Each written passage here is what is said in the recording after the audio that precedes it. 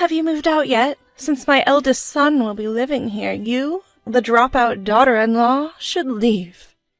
At a party showcasing the renovated in-laws' house, my mother-in-law said this to me with a chuckle. Mother-in-law and the couple, William and his wife, have always looked down on me for being a dropout. It seems they plan to take over the house my husband and I renovated. This might be a good chance to show them that everyone has their limits. My name is Olivia, and I'm a 42-year-old housewife. My husband, Jackson, is 40, making me the older spouse. Both my parents passed away from cancer when I was young. They didn't suffer long. They were hospitalized and passed away shortly after. I grew up moving from one relative's house to another. Growing up, I mistakenly felt the need to leave my relatives' homes as soon as possible. I have 2 younger brothers, and I felt responsible for supporting them. Ignoring my relatives' advice, I dropped out of school and started working. I left my brothers with my relatives and got a job at a company with a dormitory. I began a life of sending financial support to my relatives every month. Now, my brothers have grown up, married, and have their own children. After seeing them settled, I quit my long-time job. Currently, I'm helping out a friend's startup from home. Jackson and I have been married for 12 years. Our child turned 10 this year. Jackson is the younger of 2 siblings, with an older brother named William. When we decided to get married, Jackson optimistically thought we wouldn't have to live with his parents since he's the second son. But as it turned out, William and his wife didn't want to live with the in-laws and moved out early on. So, we ended up living with Jackson's parents, taking care of them. Mother-in-law seems to enjoy picking on her daughters-in-law. I've been shocked by her behavior since our first meeting. I believe William and his wife moved out because of mother-in-law's attitude. The first time I visited the in-laws' house, Emma, William's wife, was treated like a housekeeper by mother-in-law. I remember feeling scared seeing that, and I thought I'd never live with them. Moreover, mother-in-law is oddly obsessed with educational backgrounds. Both her sons graduated from state universities. My father-in-law used to be a college professor, and mother-in-law was a high school teacher before retiring. I married into this highly educated family. When mother-in-law found out I was a dropout, she strongly opposed our marriage. It was a miracle we got married. Even after our wedding, mother-in-law's condescending attitude towards me never changed. William and his wife are also college graduates. From them, too, my days of being belittled began. Once we started living together, mother-in-law's harassment began immediately. At first, it was small things. Only my fork was always a disposable one. In the beginning, mother-in-law prepared our meals. She also served the food, but I always got a disposable fork. Even the fork I bought for myself would be thrown away by mother-in-law. When I told her, using disposable forks is wasteful, let's stop, she frowned and said, "After all, I don't like washing a non-family member's fork. The idea of washing someone else's fork every time gives me the creeps." I was taken aback by what my mother-in-law said. Back then, I was younger and had never faced such blatant hostility. I wondered if she saw me as an outsider, hence the disposable fork, but it didn't make sense. She kept emphasizing that I was an outsider since I married into the family. Then, I noticed something. Only the towel I used was washed separately, and it was often washed without detergent. Many times it was left damp, leading to a musty smell. I was the only one using a moldy-smelling towel. Perhaps mother-in-law's eagerness to do the chores was a way to subtly torment me. There were times I came home late from work and found myself locked out. "Sorry, I didn't notice," she'd say with a sly grin. I was sure it was intentional. But there was someone else who added to my distress. Emma, my brother-in-law William's wife, or my sister-in-law. When I first met her, she seemed downtrodden, treated like a housemaid by mother-in-law. But once she was free from mother-in-law's grip, she changed. She teamed up with mother-in-law, the very person who tormented her, to harass me. I remember learning in school not to do unto others what you don't want done to you. Emma seemed to have forgotten that. The two, once at odds, now seemed eerily close.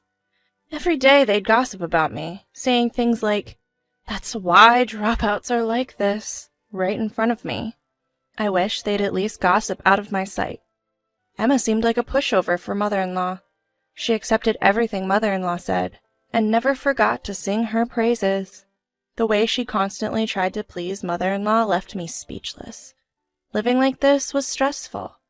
I'd occasionally vent to my husband Jackson, but he seemed not to fully understand. He wasn't entirely on mother-in-law's side, but he wasn't entirely on mine either. He lacked decisiveness, but was genuinely kind. I love Jackson. I don't want to cause him any trouble. If enduring this would bring peace, I was willing to bear it. Jackson did understand my efforts. From time to time, he'd secretly buy me my favorite cookies. Emma would often drop by unannounced. I work remotely, so I'm often in my room during the day. And I'm not just lounging around. I'm busy with back-to-back meetings and writing articles. Lately, Emma's favorite pastime seems to be disrupting my remote meetings. She'd walk down the hallway talking loudly, or open my door to mock me. One day she burst in saying, "Stop pretending to work, it's so off-putting." I was in an important meeting, dressed in a suit. She even waved at my boss on the screen. I wished she'd stop. After I managed to get her out, she and mother-in-law gossiped about me in the hallway. During the meeting, I was sweating bullets. It was an experience I never want to remember. Then, out of the blue, something unbelievable happened. We decided to have dinner with William and his wife, and mother-in-law splurged on high-end steak takeout. Even though it's a high-quality steak, I only had the side menu. Of course, I only got the side dishes. Such petty acts had been going on for 12 years. We had recently renovated the house, especially for the elderly father-in-law and mother-in-law. We made it barrier-free and renovated the old bathroom, even adding a small sauna. Both father-in-law and mother-in-law were thrilled, and so was Jackson. Of course, we bore the renovation costs. William and his wife were excited to see the new bathroom and sauna. We also renovated one of our rooms, which they visited. Seeing the screen Jackson installed for movie watching, they looked envious. After the tour, the steak arrived, and the dinner began. I had prepared salads, soups, and kids' meals. Since William and his wife didn't have kids, my child was the first grandchild for father-in-law and mother-in-law. As I nibbled on my side dishes and listened to mother-in-law and William's family discuss the renovation, mother-in-law dropped a bombshell. "When are you moving out? William is moving in, so you need to leave."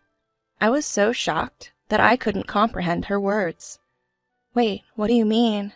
"I've put up with you for 10 years. Now that the house is nice, it's time for you to go. I want to live with Emma and her family." I was stunned as my mother-in-law spoke with a smug grin, as if it was the most natural thing in the world. I looked at William and his wife, thinking it was a joke, but they too had the same nasty smiles. "Hurry up and leave." Something inside me snapped at their mocking tone. Even the usually calm Jackson looked stern. I gave Jackson a look, asking, "Do we not have to put up with this anymore?" Jackson smiled and made a big circle gesture above his head. "So, you want us to leave this house?" I asked. Yes, it's been humiliating having a dropout like you here for 10 years. Mother-in-law sneered. I was appalled. After all, she had run away from her own harassment. With Jackson's approval, I felt I no longer had to endure. "We'll move to a new, beautiful, and spacious house," I declared, smiling at William, his wife, and mother-in-law. Now it was their turn to be taken aback. "Huh?" As they stared in disbelief, I repeated myself. Their expressions showed that they hadn't grasped the situation. "Olivia and I were talking about maybe something like this could happen. You can imagine what William and the others would think," the usually quiet Jackson said in a deep voice. From the start, we knew the renovation was for William and his wife. I had overheard them secretly discussing it with mother-in-law. But suggesting a renovation for an aging house seemed normal. I didn't want to believe there was malice behind it. I hesitated to bother Jackson with this, but I decided to let him in on what was happening. At first, Jackson seemed to think it was a joke. But when he heard someone wanted a sauna, he realized something was up. His father has high blood pressure and was advised against using saunas by his doctor. It turned out William was the one pushing for the sauna. We began to suspect that William and his wife planned to make us renovate the house, only to take it from us later, just like cuckoos taking over another bird's nest. We could have confronted William and his wife, or even my mother-in-law, but seeing Jackson's disappointment broke my heart. I think he wanted to trust William and mother-in-law until the very end. It made me tear up. "Why don't we build our own house?" I suggested, looking into Jackson's eyes. "What do you mean? Build a new, beautiful, spacious house? That sounds too good to be true." The first to react was Emma. She had always dreamed of a new home, but William's gambling habits meant they couldn't save up for one. They were also in debt and always strapped for cash. I believe they moved into Jackson's parents' house because they couldn't keep up with their apartment rent. They probably saw living rent-free in Jackson's parents' house as a step towards their dream home. I suspect they plan to sell the land once Jackson's parents pass away and use the money to buy a new, beautiful, spacious house. Yes, we finally got our new house. You can see it from here. It's the one right across the street. Emma, you've been admiring it, haven't you? I pointed to the newly built house across the road, the one Emma would gaze at dreamily every time she visited. I think it's her dream home. We initially planned to build somewhere farther away, but Jackson chose that plot. He probably wanted to show off our new home to William and his wife, who had plans to take over the renovated house. The plan worked. Emma looked genuinely upset.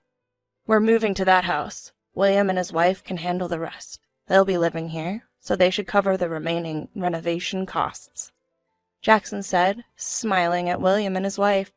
But his eyes weren't smiling. It scared me. Once we finished our steaks, Jackson said, "Shall we move?" Our new home had just passed its final inspection the day before. I didn't expect William and his wife to spill the beans so soon, but I'm glad we were ready. "Olivia, you're such a failure as a wife. Your ideas are ridiculous and scary. Do you want to burden Jackson with more debt? You're so demanding." Mother-in-law shouted at me, clearly frustrated. She kept repeating "demanding wife" and "dropout," as if she couldn't think of any other insults. It was almost amusing. "Mom, apologize to Olivia." "What are you talking about? I'm just worried about you. It's sad to see you deceived by such a demanding dropout wife," Mother-in-law replied, reaching out to Jackson. But Jackson coldly brushed her hand away. Mother-in-law, who'd never been rejected by her son before, was in shock. I'd never seen Jackson act this cold before. "It's terrible! Deceived by such a demanding wife! Do you plan to ignore me? Jackson's the one burdened with debt. He'll work for this demanding wife for the rest of his life, right? Can't you see that?" Mother-in-law cried out, tears streaming down her face. Jackson looked at her with cold eyes and let out a deep sigh. "Mom, why don't you get it? Olivia earns more than I do. The land and the house were bought with the money she saved when she was single. I don't have any debt. Why can't you be grateful to Olivia?" All eyes turned to me after Jackson's comment. Right after middle school, I started working to financially support my younger siblings who were being raised by our relatives. But those relatives never spent the money I gave them. When I became an adult, they handed it all back to me. At the same time, I also received the life insurance money my parents had left behind. Only when I became an adult did I understand why my relatives had desperately tried to stop me from working right after middle school. It's true. You really should listen to the whole story before jumping to conclusions. Because I never spent money on myself, I grew up not really knowing how to use it. I became a woman whose hobby was saving. When we first got married, I showed Jackson my bank card. He was shocked by the amount. "This is what Olivia saved up. I want her to use it on something she truly desires." I was deeply moved by Jackson's words. I decided right then to use it on something Jackson really wanted. "Olivia made my dream come true. I can't thank her enough," Jackson said with a smile. I felt a bit embarrassed and looked down. I was so happy to see Jackson pleased, and I felt refreshed seeing the stunned faces of William and mother-in-law and the frustrated look on Emma's face. "Oh, by the way, no one but Dad is allowed in our house. Even if you come, you won't be let in." Jackson declared this to everyone present. Father-in-law jokingly said, "Oh, so I can visit," looking pleased. After we left, we could hear Williams shouting and mother-in-law screaming for a long time. After that, true to Jackson's declaration, William, his wife, and mother-in-law were never allowed in our new home. Father-in-law, however, visited almost daily, happily teaching our child chess. According to father-in-law, there's now constant fighting at the spouse's parents' house. Especially between mother-in-law and Emma, there seem to be numerous issues. Every day, they shout at each other, leaving William and father-in-law exasperated.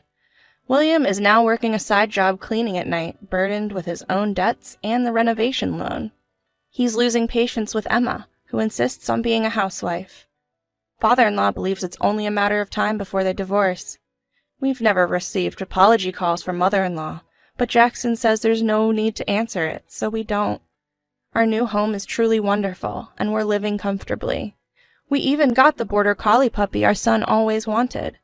We've set up a small dog run in the yard with artificial turf.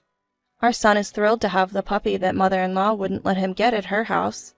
Perhaps he had been holding back because of mother-in-law, but in our new home he laughs out loud. Sometimes to drown out the yelling from across the street. We're considering installing soundproofing.